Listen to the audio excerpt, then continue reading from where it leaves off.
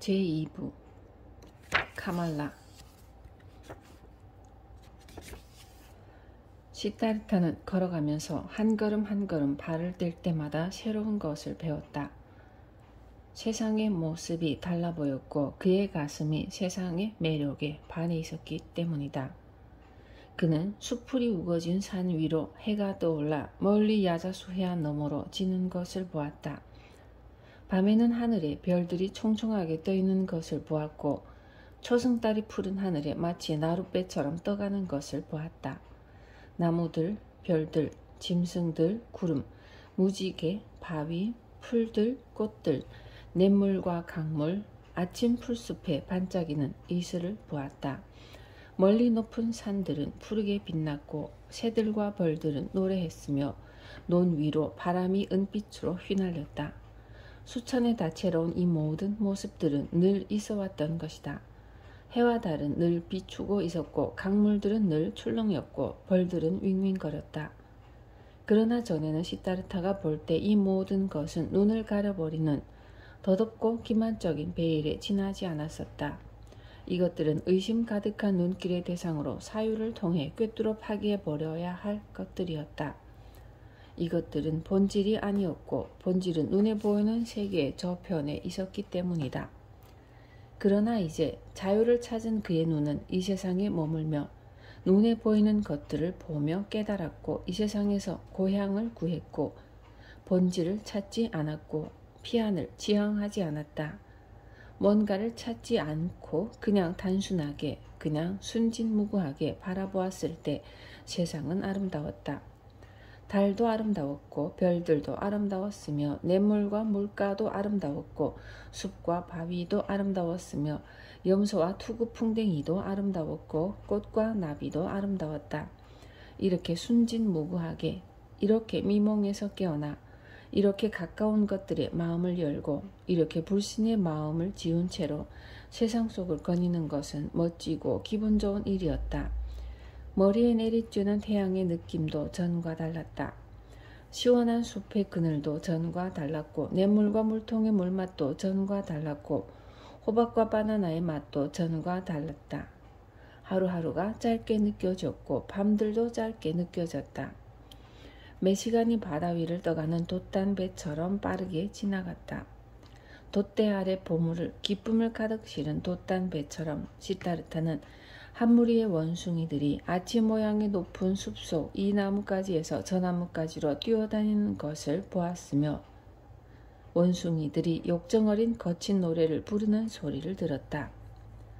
시타르타는 숫양 한 마리가 암놈 뒤를 쫓아가 올라타는 것을 보았다.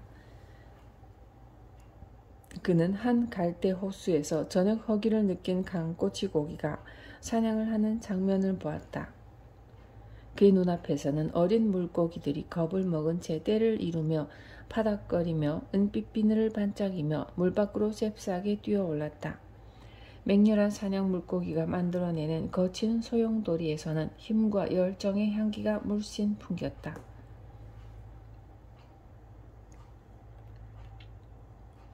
이 모든 것들은 원래부터 있었던 것이다. 다만 그가 그것을 보지 못했을 뿐. 그리고 그는 그 현장에 있지도 않았다. 이제 그는 그 현장에 있었으며 그것들과 함께 했으며 그의 눈으로는 빛과 어둠이 지나갔고 그의 심장으로는 별과 달이 지나갔다. 걸어가면서 시타르타는 기원정사의 뜰에서 겪었던 일들을 하나하나 떠올려 보았다. 그곳에서 들었던 설법, 그 거룩한 부처, 고빈다와의 이별, 그 숭고한 분과 나누었던 대화 등등. 그 숭고한 분에게 했던 자신의 말도 하나하나 되새겨보았고 당시에 자신도 잘 모르는 말들을 마구 짓거렸다는 사실을 깨닫고는 소스라치게 놀랐다. 당시 그가 고타마에게 했던 말은 이런 것이었다. 그분, 즉 부처의 보물과 신비는 가르침에 있지 않고 언젠가 깨우침의 순간에 겪었던 것, 그 말로 표현할 수 없고 가르칠 수 없는 것이라는 것이었다. 바로 이것이 그가 지금 겪어보기 위해 길을 나선 이유였고 바로 지금 겪기 시작한 것이었다. 이제 그는 그 자신을 겪어야 했다. 이미 오래전에 그는 자신의 자아가 브라만과 같은 영원한 본질로 이루어진 아트만임을 알고 있었으나 그는 이 자아를 실제로 발견하지는 못했다. 사유의 그물로 자아를 포획하려 했기 때문이었다. 육체도 자아가 아니었다. 감각의 유희도 자아가 아니었고 사유도 자아가 아니었으며 오성도 자아가 아니었고 배워익힌 지혜도 자아가 아니었으며 결론을 이끌어내거나 기존의 사유들을 통해 새로운 사유를 이끌어내는 습득된 재주도 자아가 아니었다. 그렇다. 이 같은 사유의 세계 역시 차 안에 존재하는 것이었다. 그리고 감각의 우연한 자아를 죽이고 대신 사유와 학식의 우연한 자아를 살찌운다 해도 목표에 도달할 수는 없는 일이었다. 사유나 감각 두 가지 다 멋진 것이었다. 이 두 가지 너머에 궁극의 의미가 숨어 있었다. 두 가지에 다 귀를 기울여야 하고 이 두 가지 다 유희의 대상이었다. 두 가지 다 업신여기거나 과대평가할 것이 아니었다. 이것들의 가장 내면에 숨겨진 비밀스러운 목소리를 들어보아야 했다. 목소리가 명하는 것 외에는 그 어느 것도 추구하지 않으리라고. 목소리가 있으라고 한 곳 이외에는 어디에도 머무르지 않으리라고 그는 생각했다. 왜 곧다마는 바로 그 시간에 그 보리수나무 아래에서 깨달음을 얻었는가? 그는 목소리를 들었던 것이다. 그 자신의 가슴에서 울려나오는 목소리를 들었던 것이다. 그 목소리는 그에게 바로 그 나무 아래에 가서 휴식을 취하라고 명했던 것이고 그는 금욕이나 제사, 목욕, 제계나 기도 같은 것을 따르지 않았으며 잠이나 꿈을 따르지도 않았다. 다만 그는 목소리에 따랐을 뿐이다. 외부의 명령이 아닌 목소리에 귀를 기울이는 것, 언제나 그럴 자세를 갖추는 것, 그것은 좋았으며 꼭 필요했다. 다른 것이 아닌 그것만이 꼭 필요했다. 그날 밤 강가의 한 뱃사공의 초가집에서 잠을 자던 시타르타는 이런 꿈을 꾸었다. 그의 눈앞에 고빈다가 서 있었다. 고행자가 입는 누런 옷을 걸친 모습이었다. 고빈다는 슬픔에 젖은 얼굴로 그에게 물었다. 왜 내게서 떠난 거지? 순간 그는 고빈다를 얼싸 안았다. 그는 두 팔로 고빈다를 끌어안았다. 고빈다를 자기 가슴 쪽으로 당겨 키스를 했다. 그것은 더 이상 고빈다가 아니었으며 어느 여인이었다. 여인이 걸치고 있는 옷 사이로 풍만한 젖가슴이 볼록하게 솟아나왔다. 시타르타는 그녀의 젖가슴에 매달려 젖을 빨았다. 그 젖가슴에서 나오는 젖은 달콤하고 진했으며 여자와 남자의 맛이 났고 해와 숲의 맛이 났으며 짐승의 꽃의 냄새가 났고 온갖 열매와 온갖 쾌락의 맛이 났다. 그녀의 젖은 그를 취하게 하고 몽롱하게 만들었다. 시타르타가 잠에서 깨어보니 오두막 문틈으로 창백한 강물이 은빛으로 은은히 빛나는 모습이 보였다. 숲에서 우는 부엉이의 어두운 울음소리가 깊고 은은하게 들려왔다. 날이 밝자 시타르타는 자기를 재워준 뱃사공에게 강을 건너달라고 부탁했다. 뱃사공은 그를 대나무 뗏목에 태워 강을 건네주었다. 넓은 강물이 아침 햇살에 붉게 빛났다. 강이 아름답군요. 그는 자기를 건네다주는 뱃사공에게 말했다. 그렇죠. 정말 아름다운 강입니다. 이 세상 무엇보다 나는 이 강을 사랑하죠. 나는 이 강물 소리에 귀를 기울이고 이 강물의 눈을 들여다보곤 한답니다. 늘 강물에게서 배우죠. 강에게서 배울 수 있는 것이 많죠. 감사합니다. 나의 은인이지요. 시타르타는 건너편 물가에 오르면서 말했다. 친애하는 선생, 손님으로서 당신께 드릴 선물도 뱃삭도 없군요. 나는 고향도 없이 떠도는 사람입니다. 바라문의 아들로 사문이죠.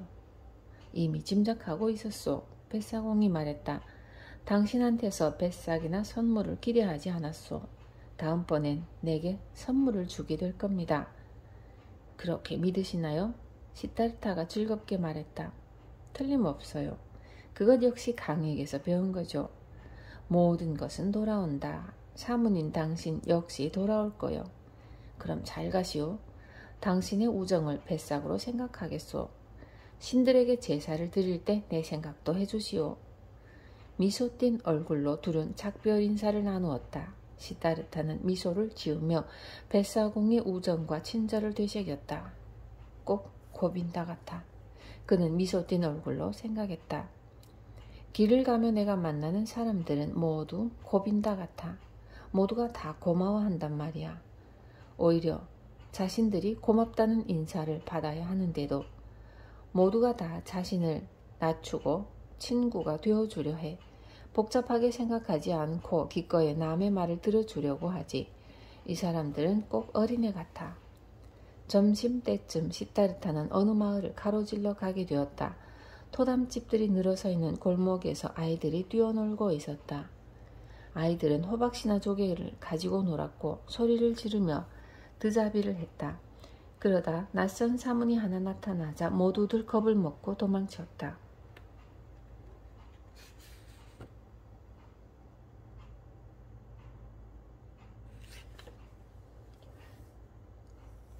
마을 끝에 이르자 길은 냇물을 가로질러 나 있었다. 냇가에 한 젊은 처자가 쪼그리고 앉아 옷을 빨고 있었는데 시다르타가 인사를 건네자 그녀는 고개를 들고 미소를 띠며 그를 올려다 보았다. 순간 그는 그녀의 눈에서 흰자위가 번뜩거리는 것을 보았다. 그는 여행자들이 보통 하는 의례적인 축복의 말을 건네면서 큰 읍내까지는 얼마나 더 가야 하는지 물었다. 그녀는 자리에서 일어나더니 그를 향해 다가왔다. 풋풋한 얼굴에 촉촉하게 젖은 입술이 은은히 반짝였다. 그녀는 시다르타를 향해 농을 걸어왔다. 그에게 식사는 했는지 물으면서 사문들은 밤에 숲에서 혼자 자면서 곁에 여자를 두면 안 된다고 들었는데 그게 정말이냐고 했다.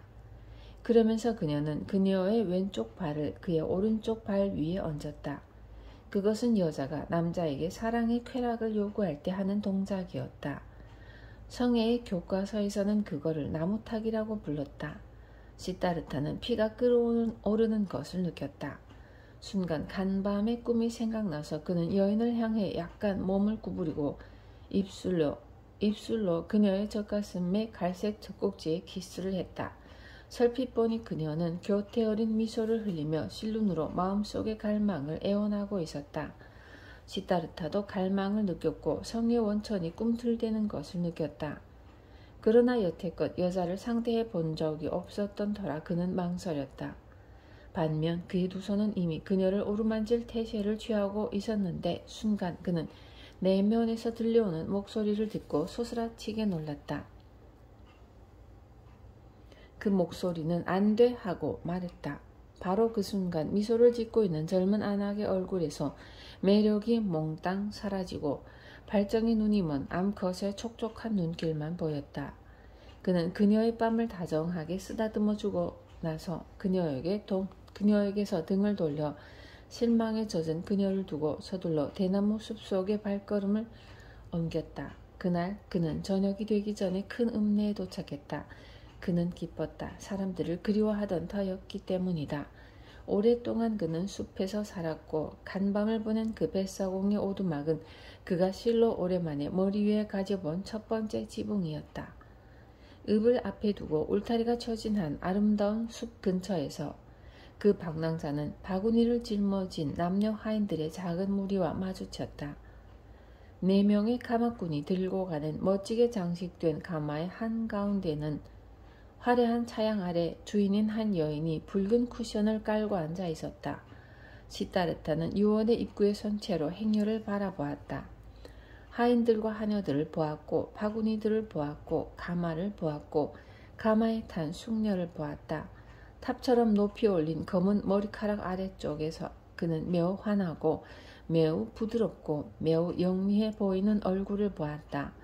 붉은 입술은 막가놓은 무화과 열매 같았고 잘 손질된 검은 눈썹은 둥글게 그려져 있었으며 검은 눈동자는 영리하게 초롱초롱하게 빛났고 밝게 빛나는 긴 목은 초록과 금빛이 섞인 겉옷 위로 솟아 있었으며 무릎에 가만히 놓인 길고 가느다란 밝은 두 손에는 폭이 넓은 금팔찌를 하고 있었다.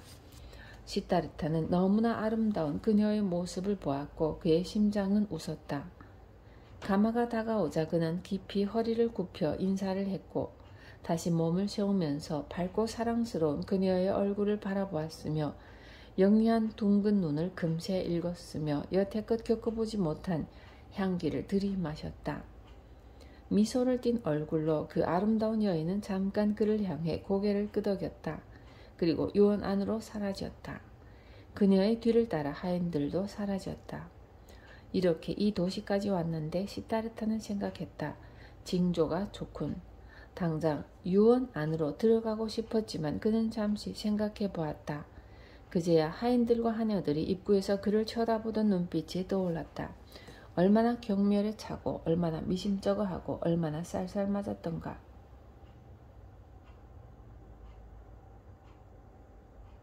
아직 나는 사문이야. 그는 이렇게 생각했다.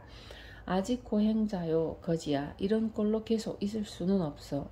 이런 꼴로 유원에 들어갈 수는 없어. 순간 그는 웃음이 나왔다.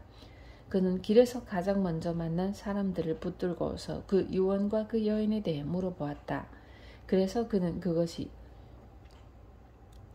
유명한 기생 카말라의 정원이라는 것과 그녀가 이 정원 외에도 시내의 집을 한 채 더 갖고 있다는 것을 알게 되었다.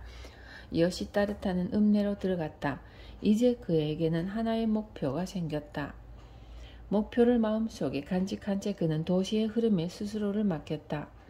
골목에서 사람들에게 밀려 떠다니기도 하고 광장에서 서 있기도 하고 강가의 돌계단에 앉아 쉬기도 했다. 저녁 낮을 그는 이발소에서 조수로 일하는 사람을 알게 되었다.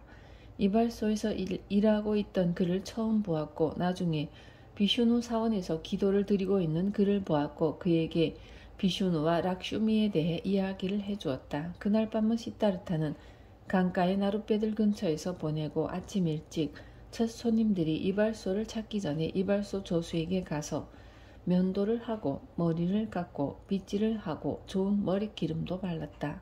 이어 그는 강으로 가서 목욕을 했다.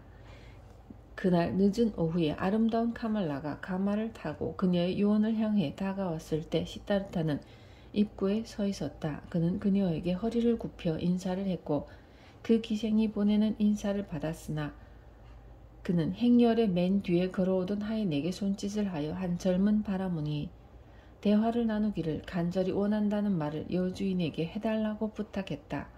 잠시 후 하인은 돌아와서 기다리고 있던 그에게 자기를 따라오라고 한 다음 자기를 뒤따르는 그를 말없이 한 정자로 데리고 갔다.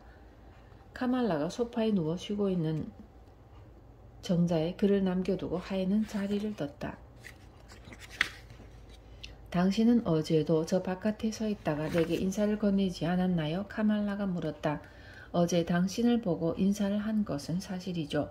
하지만 어제는 수염이 덥수룩하고 머리도 길고 머리에는 먼지 투성이지 않았나요?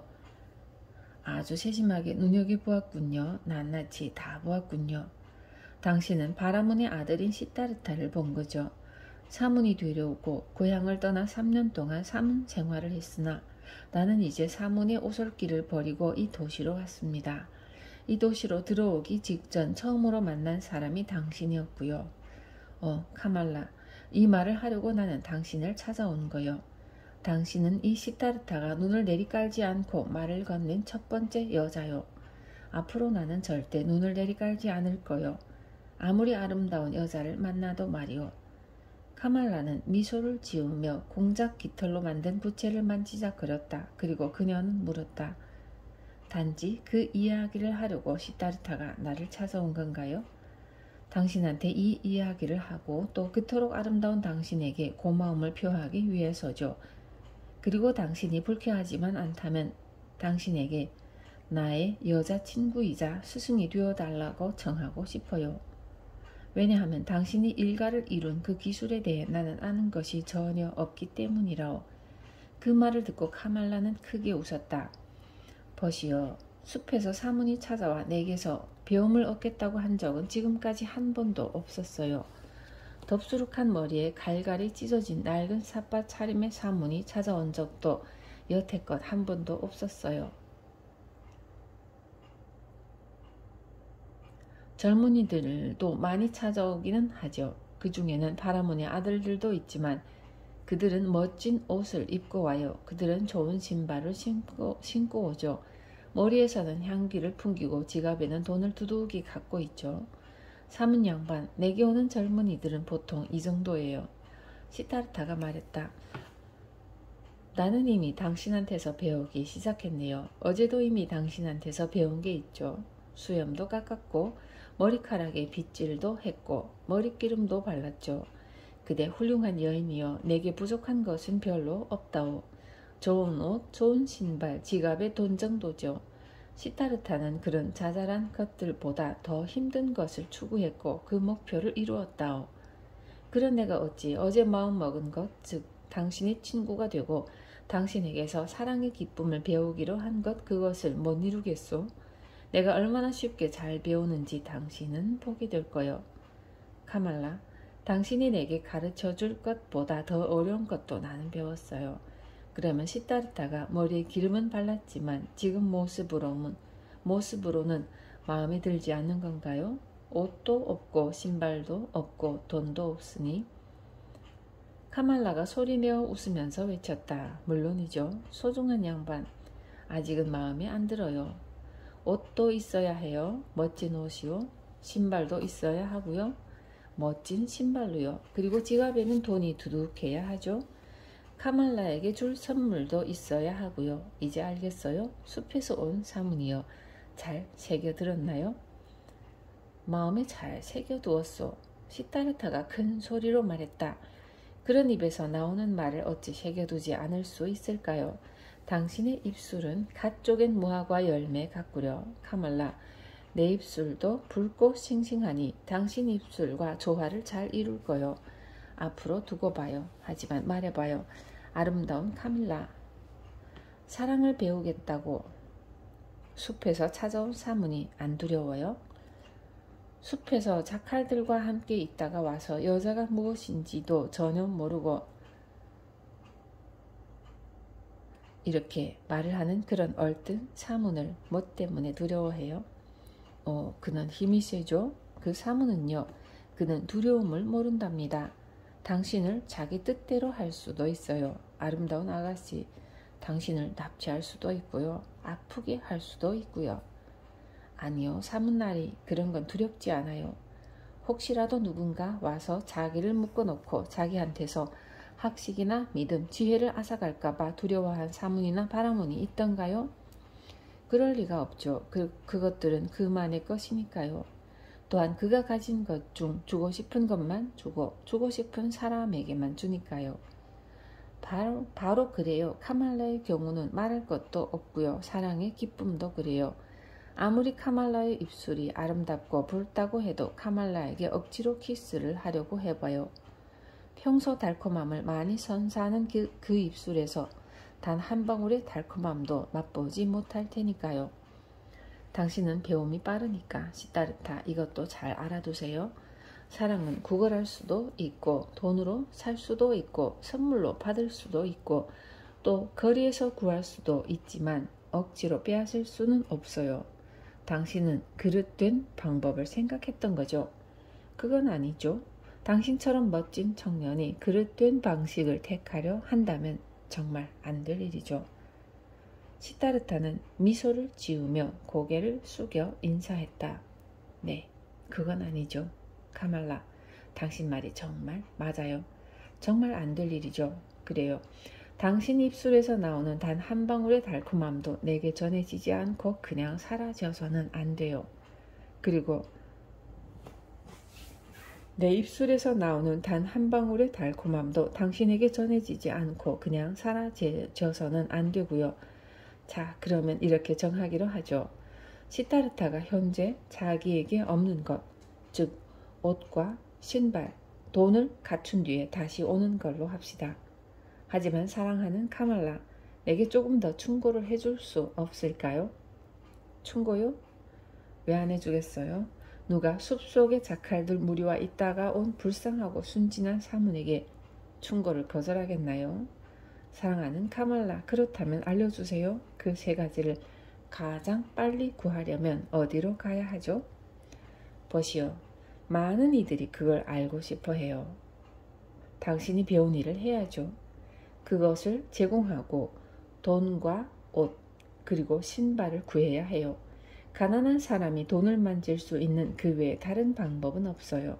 그러면 당신이 할 수 있는 일은 뭐죠?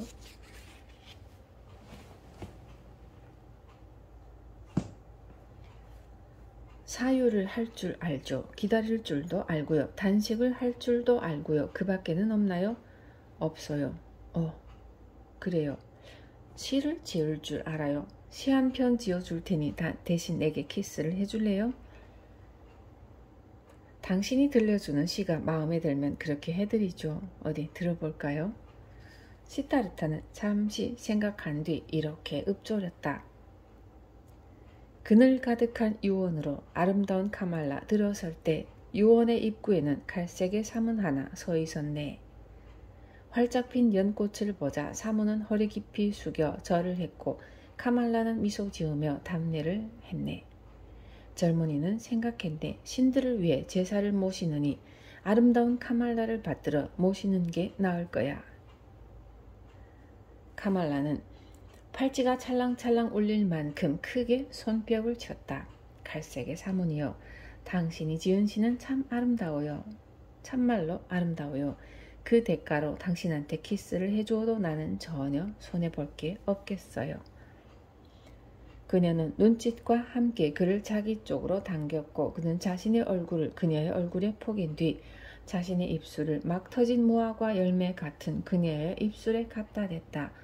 카말라는 그에게 긴 키스를 해주었고 시타르타는 마음속으로 깊이 놀라며 그녀가 자기에게 가르치고 있다는 것을, 그녀가 현명하다는 것을, 그녀가 자기를 자유자재로 다루는 것을, 그녀가 자기를 퇴짜 놓았다가 다시 유혹하는 것을, 그리고 이 첫 키스 뒤에 또 다른 일련의 긴 아주 잘 정돈된 각각의 맛이 완전히 다른 이미 검증된 키스들이 그를 기다리고 있다는 것을 느꼈다.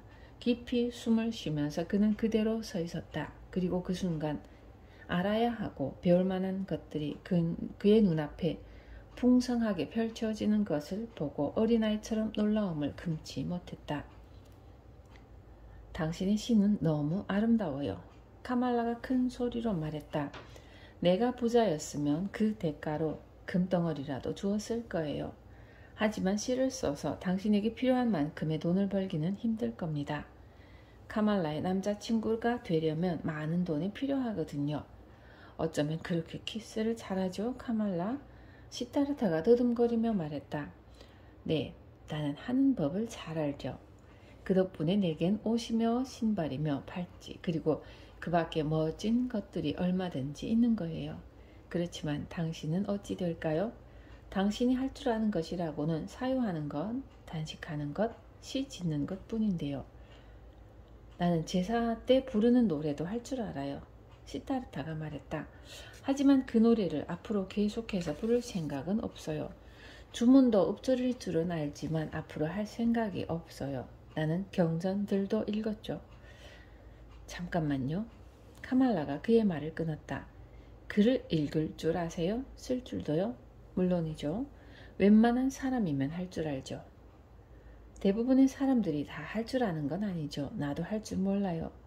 당신이 글을 쓰고 읽을 줄 안다니 너무 좋아요. 정말 너무 좋네요.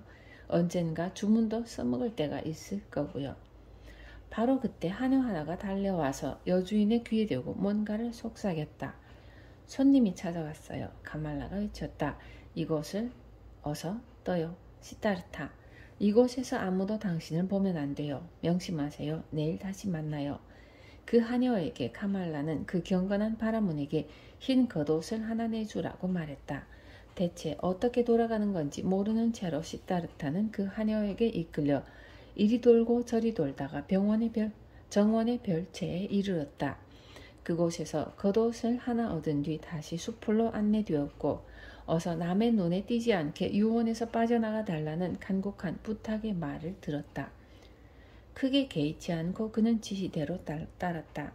숲에 익숙해져 있었기 때문에 그는 소리 없이 그 유원에서 빠져나와 산 울타리를 넘었고 똘똘 감은 옷을 겨드랑이에 끼고서 그는 만족하여 읍내로 돌아갔다.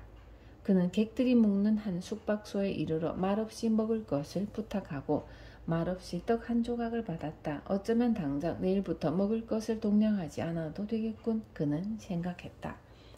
갑자기 자부심이 그의 마음속에서 불타올랐다. 그는 더는 사문이 아니었고 동량을 할 이유도 없었다.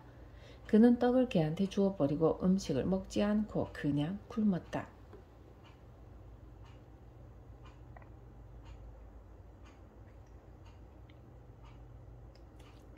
이런 이곳식으로 사는 인생은 쉽군.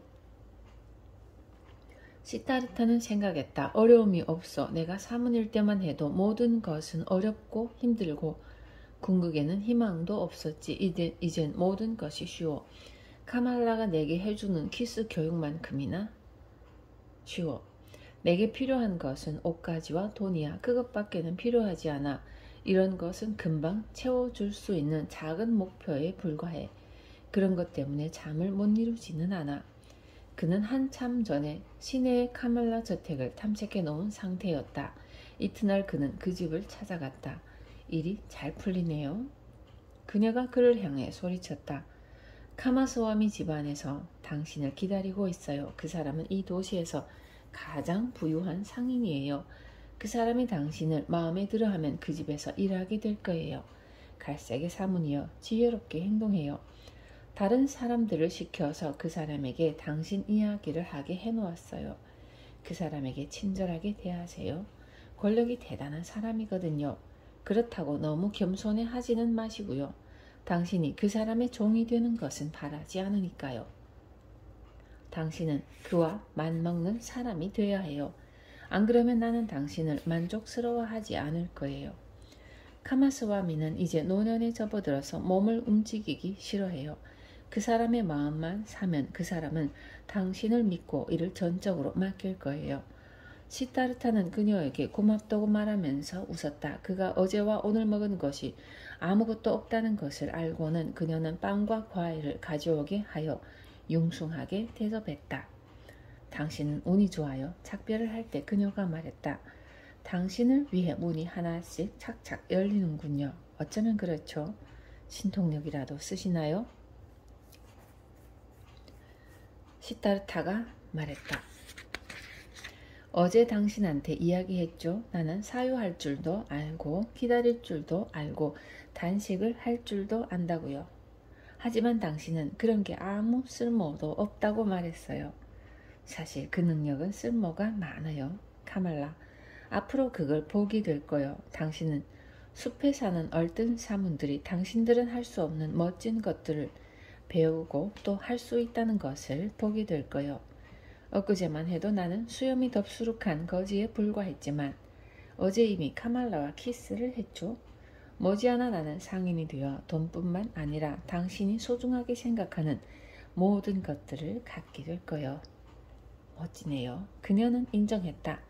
그러나 만일 내가 없다면 당신은 어떻게 될까요? 카말라의 도움이 없으면 당신은 어떻게 될까요? 사랑하는 카말라. 시타르타가 몸을 일으켜 세우면서 말했다. 유원으로 당신을 찾아갔을 때 나는 이미 첫걸음을 떼어놓은 거였어요. 세상에서 가장 아름다운 여인을 찾아가 사랑을 배워보겠다는 것이 내 결심이었죠. 그 결심을 한 순간부터 나는 그 결심을 실행에 옮길 것임을 알고 있었어요. 당신이 나를 도와주리라는 것도 알고 있었소. 유원의 입구에서 당신의 눈길과 마주친 순간 이미 알아챘죠. 만약 내가 당신을 도와주려 하지 않았다면요. 당신은 도와주려 했어요. 카말라, 내 말 좀 들어봐요. 당신이 돌멩이를 하나 물에 던지면 돌멩이는 가장 빠른 길을 택해 물 밑바닥에 닿죠. 시타르타가 하나의 목표를 갖거나 결심을 했을 때도 바로 그와 같아요. 시타르타는 아무런 행동도 하지 않아요. 그는 기다리고 사유하고 단식을 하죠. 그러나 그는 마치 돌멩이가 물을 뚫고 가듯이 세상의 일들 사이로 통과해 가는 겁니다. 어떤 행동도 하지 않고 꼼짝도 하지 않은 채로 그는 이끌려지는 대로 가는 거죠. 스스로 떨어지는 대로 그냥 두는 겁니다. 그의 목표가 그를 끌고 가는 거죠. 그의 목표에 어긋나는 것은 어느 것도 그의 영혼 안에 들이지 않으니까요. 이것이 시타르타가 사문들과 생활하면서 배운 겁니다. 이것이 바보 같은 인간들의 신통력이라고 부르는 거죠. 그런 사람들은 이것을 악마들이 벌이는 조화라고 말하죠. 악마들의 조화로 일어나는 것은 없어요. 악마라는 것도 없고요. 누구나 신통력을 쓸 수 있고 누구나 자기 목표에 이를 수 있어요. 만약 그 사람이 사유할 줄 알고 그 사람이 기다릴 줄 알고 단식을 할 줄도 안다면 말이죠. 카말라는 그의 말에 귀를 기울였다. 그녀는 그의 목소리를 사랑했고 그의 두 눈에 담긴 눈빛을 사랑했다. 어쩌면 당신이 말하는 대로인지도 모르죠. 보시오. 그녀는 낮은 목소리로 말했다. 어쩌면 시타르타가 매력적인 남자라서 그의 눈길이 여자들을 홀려서 그래서 그에게 행운이 찾아오는 건지도 모르죠. 시타르타는 키스와 함께 작별을 했다. 정말 그랬으면 좋겠습니다. 스승이시여. 당신이 내 눈에 담긴 눈빛을 언제나 좋아해주면 좋겠습니다. 당신으로부터 언제나 행운이 내게 찾아와주면 좋겠습니다.